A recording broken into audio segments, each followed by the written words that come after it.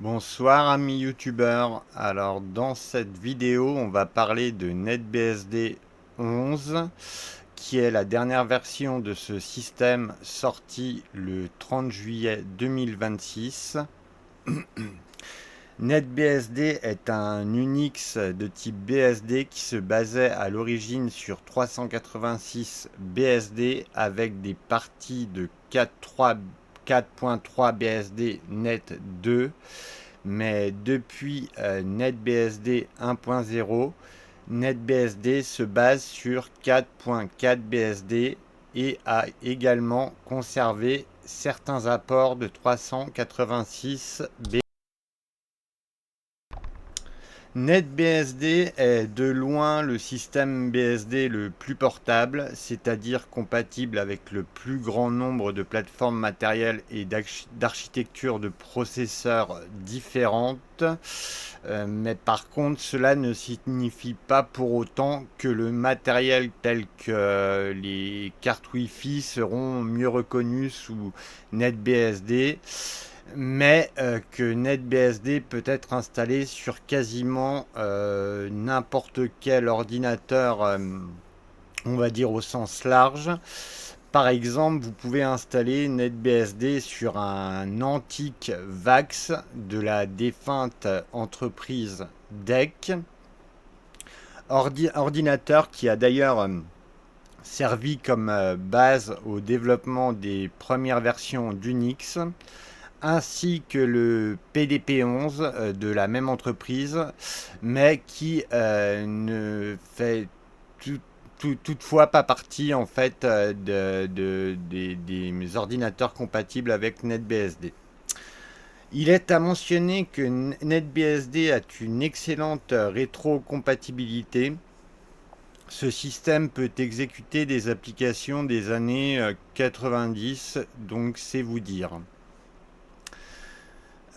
Autrement, parmi les nouveautés les plus importantes de NetBSD 11, donc on peut citer la prise en charge de l'architecture RISC-V, qui, à l'instar de l'architecture ARM, devient de plus en plus prisée pour le matériel embarqué comme les nano-ordinateurs type Raspberry Pi ou encore Pine 64.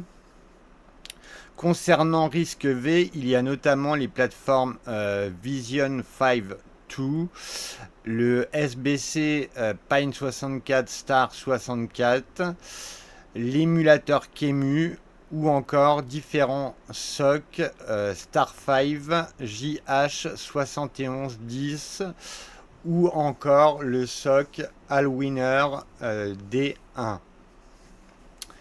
Il y a également la prise en charge des processeurs ARM Qualcomm Orion et Snapdragon, ces derniers étant surtout utilisés dans les ordinateurs portables.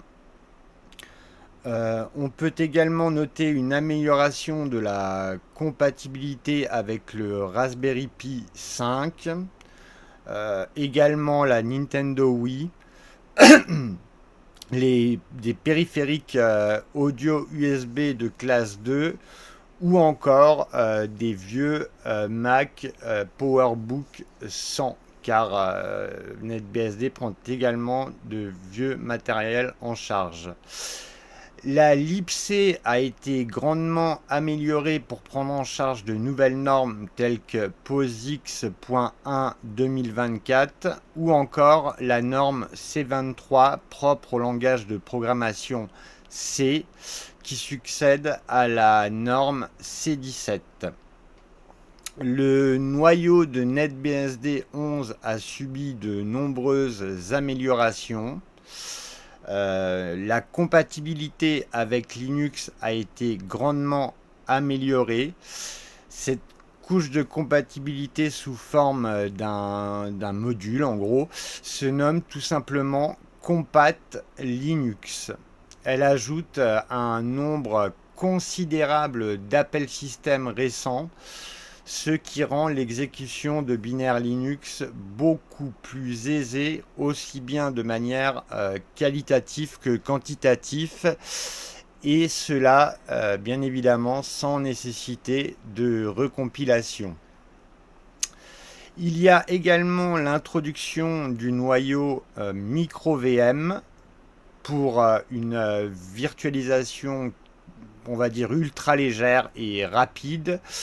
Ce noyau démarre environ en 10 millisecondes, c'est vous dire, et il est compatible avec les pilotes VirtIO, MMIO, et s'utilise principalement avec QEMU et est idéal pour les environnements cloud et serverless.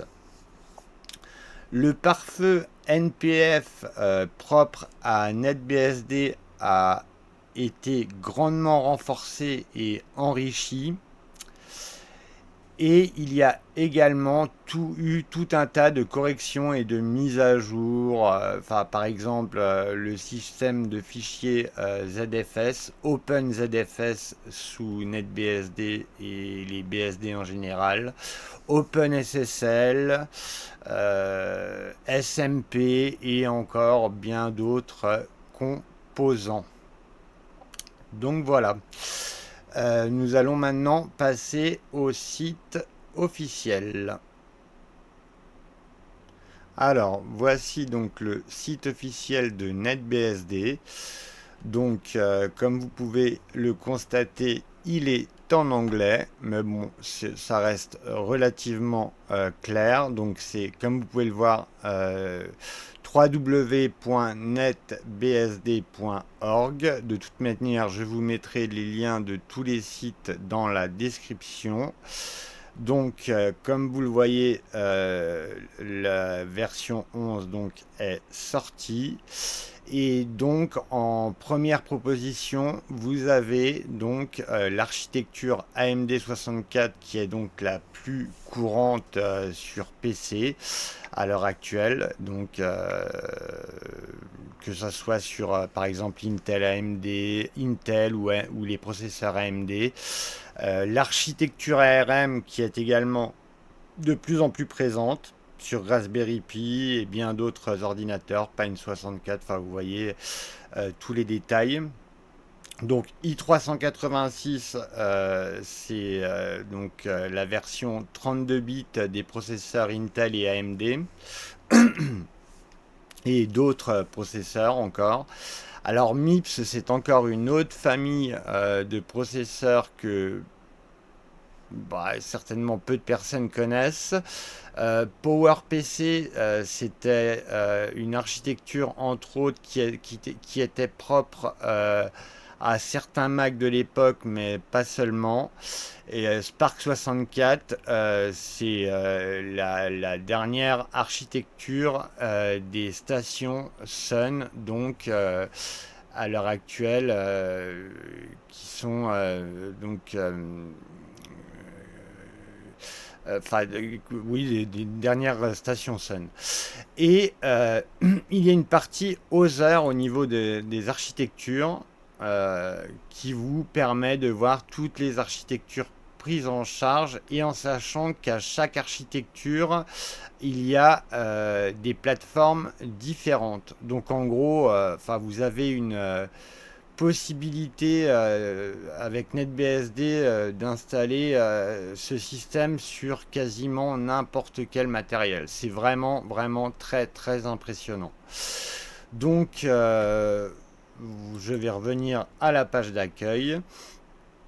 Donc pour télécharger après, comme vous pouvez le voir, vous avez des différentes sections, hein, présentation, donc partie à propos, donc où vous avez développeur, galerie, port, pactage, donc les ports c'est les logiciels portés, pactage c'est les paquets compilés. Et donc vous avez une petite section wiki, le guide. Donc le guide, ça peut être intéressant pour vous si vous souhaitez en apprendre davantage sur NetBSD. Et pour télécharger le système, bah, tout simplement, donc pour AMD 64, on va prendre cet exemple, hein. Alors, soit vous prenez au format USB image, donc c'est-à-dire pour flasher sur un périphérique USB, comme une clé USB, ou alors au format DVD, ou encore CD. Donc voilà, je vous laisse cliquer sur l'un des liens. Voilà, et vous n'aurez plus qu'à installer le système. Donc, autre site que je tenais à vous présenter, c'est ce site PKG SRC. En fait, c'est PKG SRC est l'arbre des ports en fait de NetBSD. Enfin, à l'origine prévu pour NetBSD, mais maintenant il fonctionne pour un nombre de systèmes assez impressionnant. Comme vous pouvez le voir, déjà il est NetBSD, SmartOS, mais comme vous allez pouvoir vous en rendre compte, il y a beaucoup plus de... je sais plus où c'est exactement.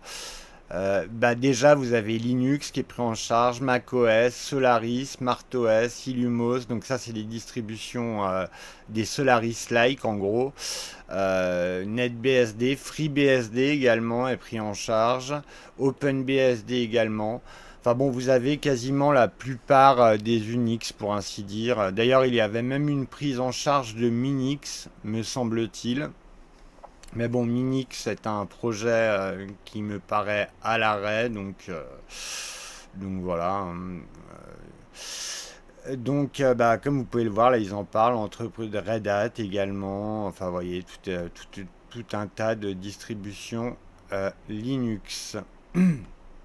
Donc voilà.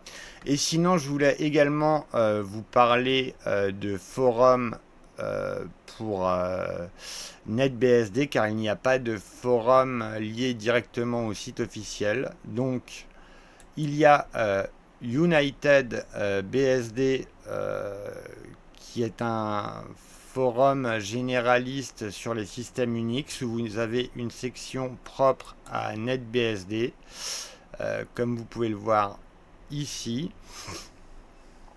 Et voilà, encore à bien d'autres systèmes. Voilà. D'ailleurs, vous pouvez retrouver, me semble-t-il, quelques vidéos, voilà, ici de mon site. Enfin bref. Vous avez également le site Reddit qui a une section NetBSD. Donc c'est R NetBSD. Donc comme vous pouvez le voir ici. Donc voilà pour la présentation des différents sites. Alors, donc pour la partie installation, on commence par booter le système.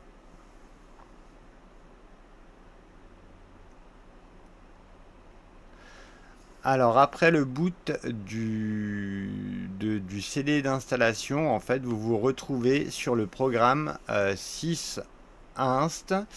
D'ailleurs, qu'on peut, comme vous pouvez le voir là, je me suis déconnecté du programme d'installation. Vous pouvez le relancer tout simplement avec cette commande. Voilà, donc nous allons donc procéder à l'installation donc en français. Donc on choisit clavier French AZERTY avec la disposition AZERTY. Donc alors là, vous avez plusieurs propositions. Donc soit l'installation de NetBSD donc sur disque dur, donc ce que nous souhaitons faire. Mais après, vous avez également, si vous avez par exemple NetBSD 10.1, la possibilité de mettre à jour via le média d'installation votre installation déjà d'actualité. ou de réinstaller ou installer de nouveaux composants, redémarrer l'ordinateur. Après, vous avez une section utilitaire où vous pouvez exécuter un shell, régler le fuseau horaire, etc. Enfin, vous voyez. Et une partie également configuration où vous pouvez configurer les démons à activer et tout un tas d'autres choses. Ce que nous ferons dans la partie installation de NetBSD sur disque dur. Donc, souhaitez-vous continuer? Oui. Donc, nous sélectionnons notre disque dur de 60 Go.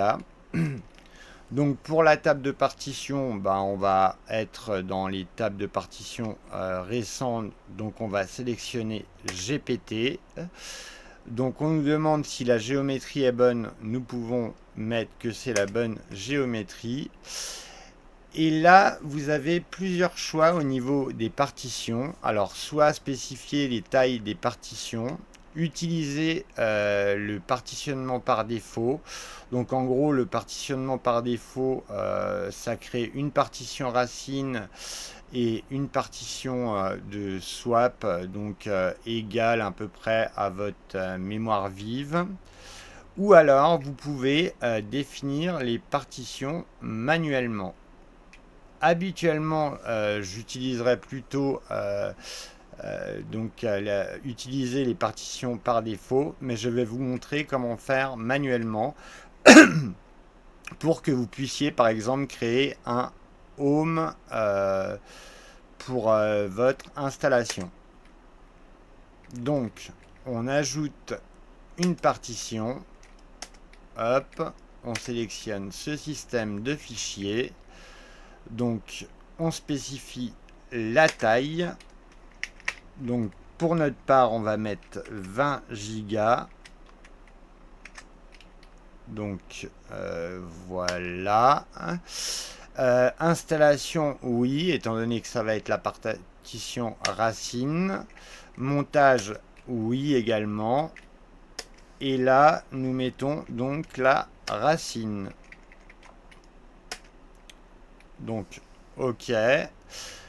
Alors, on ajoute une seconde partition, donc Home. Donc, on sélectionne de nouveau ce système de fichiers. Et là, donc, 4959 mégaoctets, donc moins 2048, ça nous fait, il me semble, 38 911.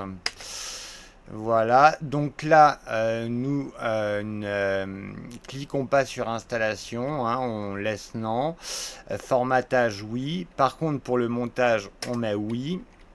Et là, donc, nous spécifions home comme point de montage. Voilà. Et on ajoute donc une dernière partition de swap.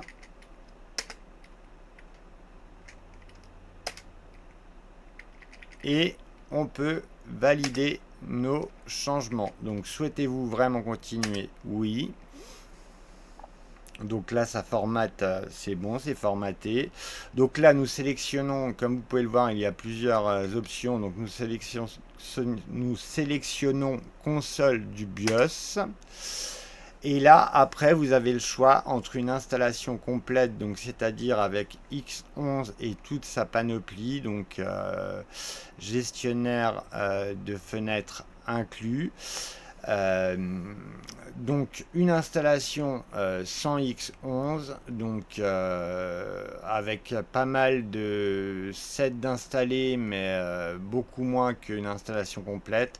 Et après l'installation minimale qui est vraiment plutôt réservée au serveur, ou encore l'installation personnalisée. Pour notre part, nous allons sélectionner l'installation complète. Et là, donc notre média d'installation, c'est bien un CD-ROM. Donc on sélectionne CD-ROM et les sets vont s'extraire. Alors on va voir le temps que ça met, mais ça ne devrait pas mettre énormément de temps. Donc là, j'appuie sur continuer.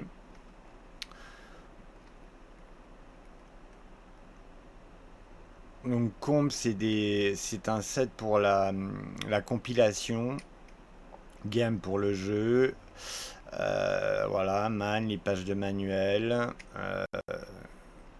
Voilà, ça va tellement vite euh, que je n'ai pas le temps de tout citer. Xbase, les logiciels de base du serveur X. Donc Xfont les polices. Xserver, le serveur 11, X11 en lui-même. Donc, on appuie sur Entrée. Et là, nous créons un nouveau mot de passe. Alors, attendez 2 petites secondes. Alors là, c'est normal que ça indique ce message parce que j'ai créé un mot de passe qui n'est pas assez long au goût de NetBSD. Donc là, nous allons commencer par configurer le réseau. Donc avec la carte WM0. Donc on appuie sur Entrée. Donc configurer automatiquement, oui.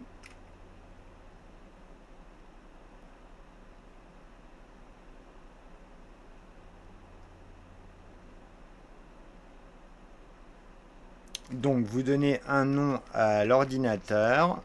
Donc voilà. Oui, non, je vais mettre un B quand même. NBSD 11. Voilà, donc le nom de domaine, vous pouvez le laisser vide. Donc les valeurs sont-elles correctes? Oui. Et là, après, on nous demande si on souhaite garder ces réglages pour le redémarrage. Donc, on répond par l'affirmative. Donc maintenant, nous réglons le fuseau horaire. Alors, Europe.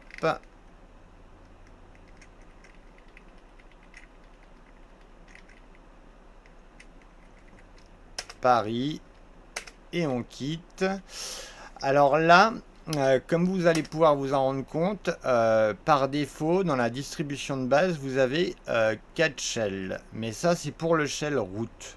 Donc moi, personnellement, je vous conseille de laisser le shell traditionnel SH, étant donné que vous avez également un compte Tor sur NetBSD qui vous permet d'avoir des shells bien plus améliorés. Mais ceci étant dit, le shell le plus poussé parmi ces 3 shells est KSH. Parce que la version de CSH n'est pas TCSH, mais l'ancienne version qui n'a pas l'autocomplétion. Donc voilà. Donc définir le mot de passe, il est déjà défini. Donc je vous conseille fortement d'activer l'installation de paquetage binaire. En fait, ça vous installera le gestionnaire de paquets qu'on appelle PKG in. Donc alors souhaitez-vous conserver? Alors oui. Et on installe PKG in tout en mettant à jour la base de paquets.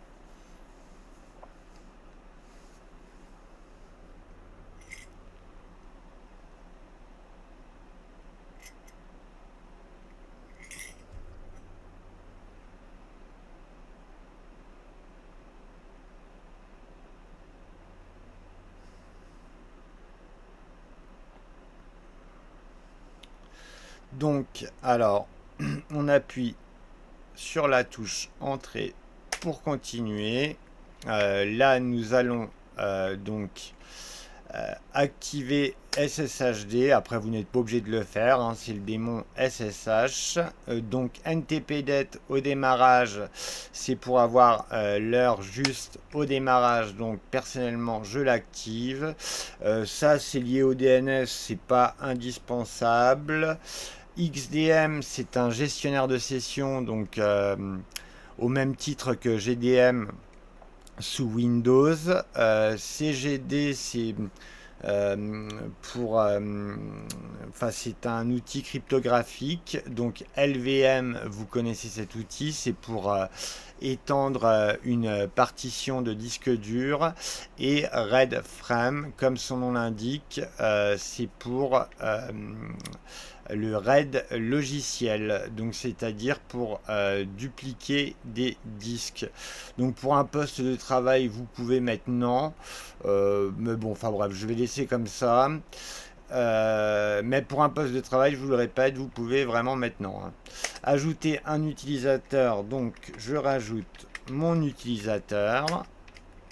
Et là, on vous propose de l'ajouter au groupe Wells, ce que je vous suggère vraiment de faire, car cela vous permettra de vous connecter au compte route via la commande SU. SU. Donc voilà. Donc là, par contre, pour l'utilisateur, nous sélectionnons KSH et on va donner un nouveau mot de passe. Donc comme tout à l'heure, le mot de passe est trop court. On valide. Et voilà, donc l'installation est terminée. On peut quitter le programme d'installation. Donc là, on met Alt ou Reboot, après ça dépend de vous, hein.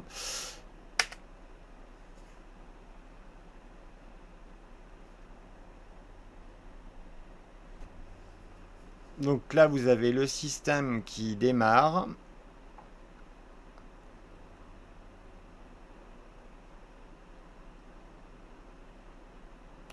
Donc le système fraîchement installé.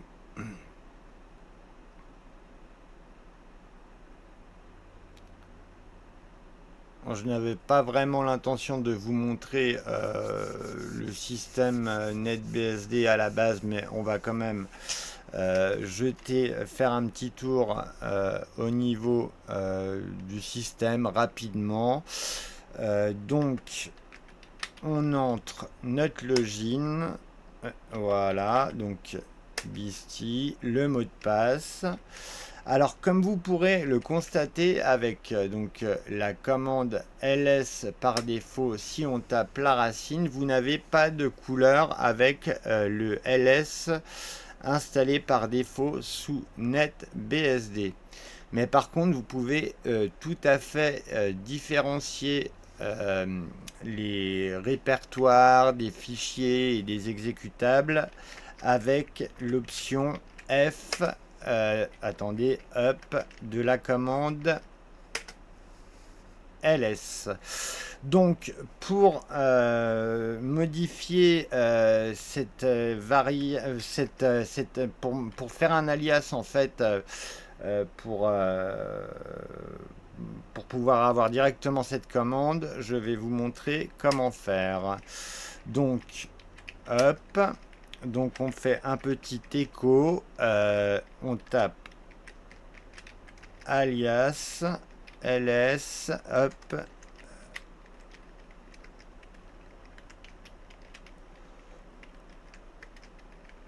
et on le place dans etc sh rc. Alors je vérifie que tout est bon, donc a priori ça doit être bon. Alors attendez 2 petites secondes. Voilà, apparemment l'alias a bien été ajouté. Donc on tape exit pour se reloguer. Et là, comme vous pourrez le constater, il y a directement la distinction entre répertoires donc, qui finissent par des slash ou alors binaires comme le binaire NetBSD qui est le noyau qui finit donc par une étoile qui signifie donc fichier binaire comme vous pouvez le constater dans les binaires de base. Voilà, tous finissent par une étoile.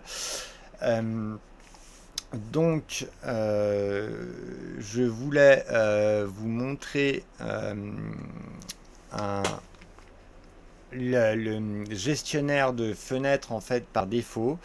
En fait, à l'origine, c'était TWM, donc qui est le gestionnaire en fait propre au projet Xorg, donc qui est le projet qui publie le serveur X11 sur tous les Unix libres, Linux compris. Donc pour ce faire, nous allons taper la commande start x sans rien d'autre et nous allons normalement tomber directement sur notre gestionnaire de fenêtres. Donc voilà.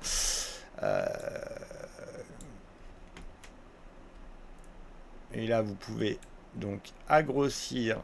Alors c'est vraiment un gestionnaire de fenêtres très très simple, hein. Après, si vous voulez avoir un poste plus abouti, je vous conseillerais plutôt XFCE qui est quand même assez bien intégré à NetBSD ou encore comme gestionnaire de fenêtres OpenBox. Donc on va ouvrir un second terminal. Alors comme vous pouvez le voir, quand je fais un clic gauche, ça affiche donc un menu. Si vous faites clic droit, ça fait la même chose. Et le clic de milieu, en fait, ça vous propose les programmes, en fait, toutes les fenêtres déjà ouvertes, comme Xclock et Uterm. D'ailleurs, Xclock que vous pouvez retrouver ici. Voilà, donc j'ouvre un second terminal. Voilà, j'agrossis un peu.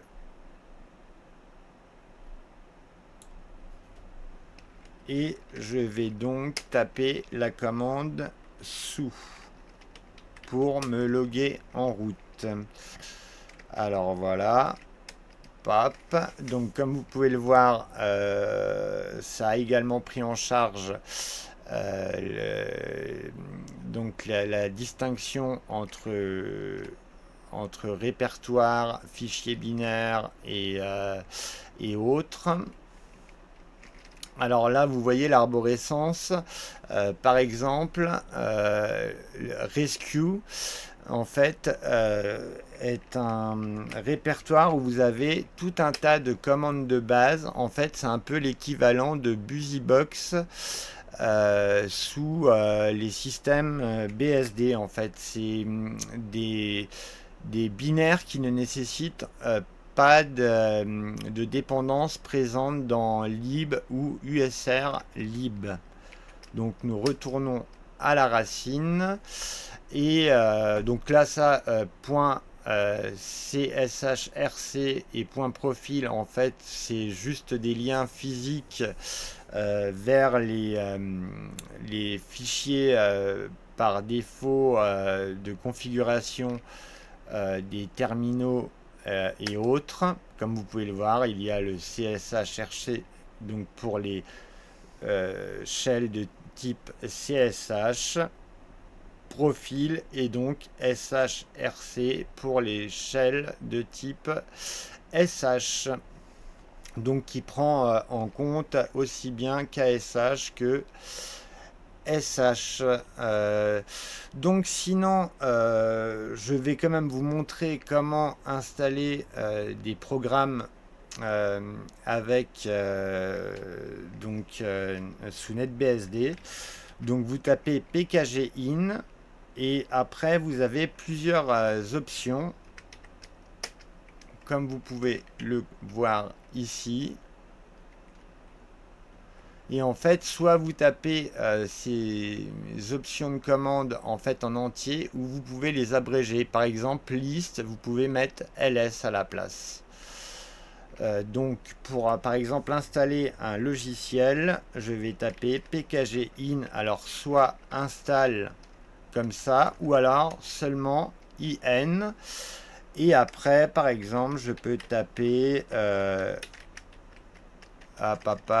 ça n'a pas tapé. Donc je tape bash complétion pour que ça installe en fait la bash plus l'autocomplétion de bash. On peut installer également ZSH, TCSH, donc qui est le CSH amélioré, sudo, qu'est-ce qu'on pourrait installer, le MC qui est un gestionnaire donc de fenêtres en mode curse, donc console. Et oui, il y a vous pouvez avoir un LS en couleur qui se nomme Color LS. En fait, c'est le LS de FreeBSD euh, que je vais vous montrer, et on peut par exemple installer VIM. Alors Pkgin est un gestionnaire de paquets qui fonctionne un peu à la manière de apt sous Debian. Donc là, comme vous pouvez le voir, Y est en gros, donc on peut appuyer directement sur Entrée.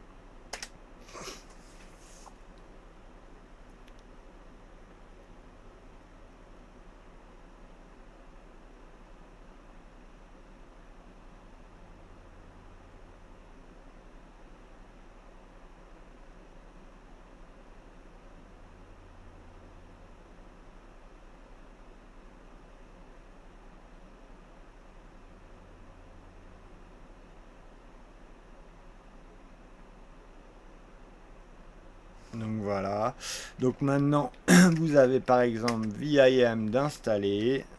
Parce qu'à la base, en fait, le VI des systèmes BSD est NVI, donc NVI, et non VIM Tiny comme sur les distributions Linux. Et sinon, oui, je voulais vous montrer également le programme Color LS. Donc en gros, pour avoir la couleur, il suffit de taper FG, enfin G, je veux dire, pour avoir la couleur en fait. Il n'y a même pas besoin de taper le F, mais juste le G suffit pour avoir la couleur. Voilà. Mais là, c'est pas très clair avec une couleur noire, donc voilà, voilà. Après, ça pareil, vous pouvez le modifier dans vos alias, hein. Par exemple, vous rentrez dans, si vous voulez le faire de manière globale, soit vous pouvez le faire directement par les fichiers donc de route, ou les fichiers de votre utilisateur courant, donc qui se trouve ici. Mais sinon, vous pouvez donc le faire de manière globale en allant dans donc ce fichier, donc etc shrc, et on va donc copier ça, hop, on commente le premier, hop, là nous mettons color ls,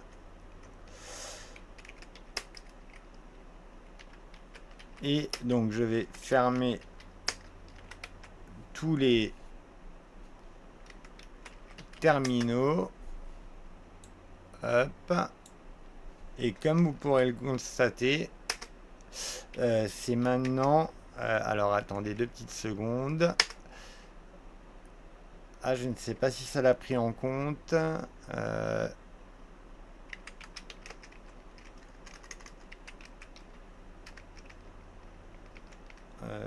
attendez, 4 etc shrc alias ls, c'est surprenant, pourtant j'ai pas l'impression d'avoir fait de faute d'orthographe. Ouais, bon écoutez, on va revenir au, ça me surprend un peu, alors attendez, ouais non, puis là je ne peux pas sourcer, donc il y a bien bash. Et oui, sinon je voulais vous montrer autre chose. C'est comment, par exemple, mettre, on va se loguer en route, comment utiliser le compte Tor sous NetBSD. Donc on va agrandir ce terminal donc qui est sous route. Et pour donc activer le compteur qui a exactement les mêmes droits que root et pouvoir bénéficier en fait d'un autre shell que le shell par défaut, en fait il vous suffit de taper vim etc non VIPW, excusez-moi, qui édite donc le fichier etc password. Donc voilà. Et là, vous avez donc le compteur qui est en deuxième position. Et là, plutôt que rescue sh, vous tapez. Attendez.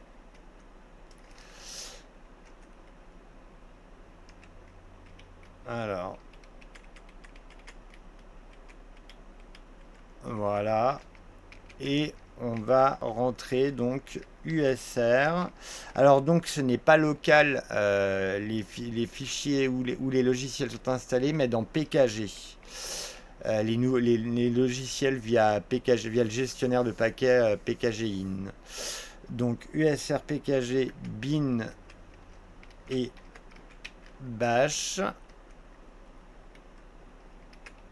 Et là, normalement, dès que vous vous connecterez avec le compteur, vous aurez directement bash. Voilà, voilà. Et vous pouvez faire de même pour votre utilisateur de base, hein, évidemment. Donc voilà, je pense qu'on a fait le tour de cette vidéo. C'était une vidéo rapide de, de, de NetBSD. Après, voilà. Hein. Donc après, vous avez les répertoires un peu standards. Ce que vous ne retrouvez pas forcément, ça, altroot, c'est pour faire un croûte, par exemple, à l'origine, en fait, pour croûter un autre système. Donc après libexep, si vous connaissez les systèmes type FreeBSD, vous retrouvez entre autres des petits services comme FTPD, Airlogin, enfin vous voyez ce genre de choses. Et dans le répertoire stand, c'est là où se trouvent les modules de NetBSD. Donc, comme vous pouvez le voir ici. Et d'ailleurs, le module, pour voir les modules actuellement chargés, c'est la commande modstat. Voilà, donc ça vous met les modules. Voilà. Et d'ailleurs, modstat, vous pouvez voir si le module de compatibilité Linux est chargé. J'ai oublié de mettre la commande grep, décidément. Non, j'aurais dû mettre Linux. Attendez, ça va pas très bien aujourd'hui. Donc, comme vous pouvez le voir, compat Linux n'est pas chargé. Donc, pour le charger, en fait, il suffit tout simplement de taper la commande modload suivi du nom donc compat Linux. Et là, normalement, vous avez, comme vous pouvez le voir ici, la compatibilité Linux de charger. Mais normalement, cela devrait être fait dès que vous installez en fait le FHS d'un système Linux. D'ailleurs, comme vous pouvez le voir si vous cherchez des paquets Linux, en fait, alors attendez, vous voyez c'est SUSE, en fait c'est la distribution SUSE qui est installée. Donc voilà, je pense qu'on a fait le tour. Donc on va éteindre le système. Donc shutdown P no pour les systèmes BSD. Hop.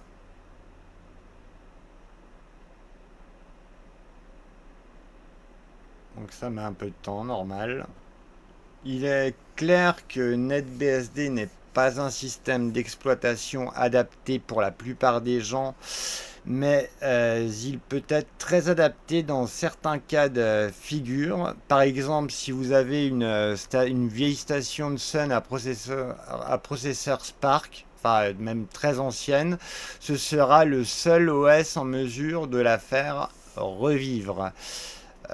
C'est un système qui est très réactif, qui ne consomme que très peu de ressources et qui dispose d'une compatibilité avec les binaires Linux, bien que cette couche de compatibilité soit tout de même un peu en dessous de celle de FreeBSD.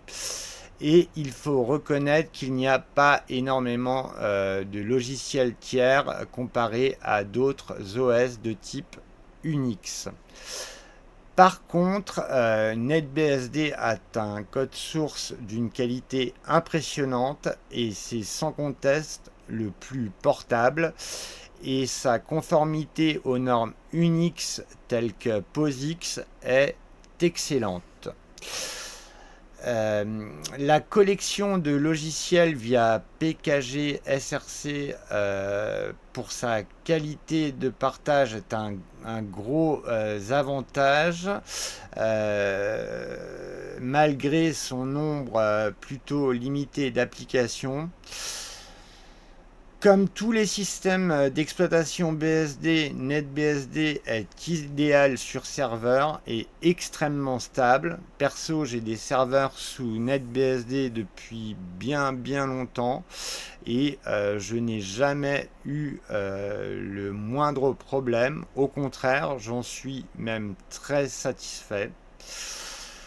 Enfin voilà, ce n'est clairement pas un OS pour tout le monde, mais il n'est pas dénué de qualité et d'intérêt. Sur ce, je vous souhaite une excellente soirée et vous dis à bientôt. Bye les amis.